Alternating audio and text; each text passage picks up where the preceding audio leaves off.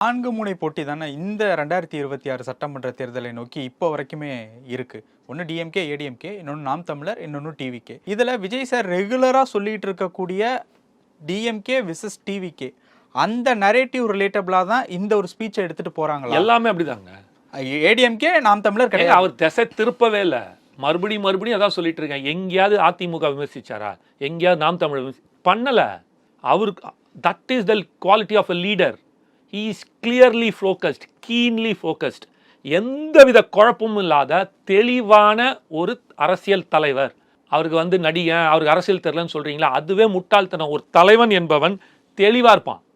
அந்த தெளிவு அவன்கிட்ட இருக்குன்றது அவன் பேச்சிலையும் சிந்தனையிலையும் தெரியும். அவனோட சிந்தனையிலையும் அவன் பேச்சிலையும் அவன் நடவடிக்கையிலையும் தெரியும். ஒருத்தன் நீ தெளிவா இருக்கன்னு எப்படி தெரியும்? தெளிவான செயல்கள் மூலியம். அவ்வளவுதான். அவரோட செயல்பாடு ஆரம்பத்திலிருந்து கரெக்டா இருக்குன்றேன்.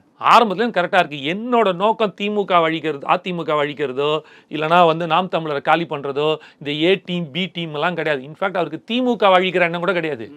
அது கூட அவருக்கு கிடையாது. அதுக்கு அடுத்து வரேன். அதான் சொல்ல வரேன். அது கூட அவருக்கு எண்ணம் கிடையாது. நீங்க என்ன கேட்க போறீங்கன்னு எனக்கு தெரியும். அது கூட அவருக்கு கிடையாது.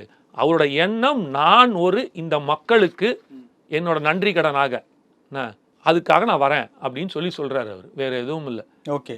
இப்போ நன்றி கொன்றார்க்கும் ஓய்வுண்டாம் ஓய்வில்லை செய் நன்றி கொன்ற மரர்க்குன்னு வள்ளுவனோட திருக்குறளுக்கு ஏற்ப அவரு இந்த மக்கள் என்ன கொண்டாடினாங்க, திருப்பி இந்த மக்களுக்கு என்றென்றும் நன்றி கடனுடன் விசுவாசமாக உறுதுணையாக நிற்பேன் வாழ்நாள் முழுக்கன்றதான் சொல்ல வர.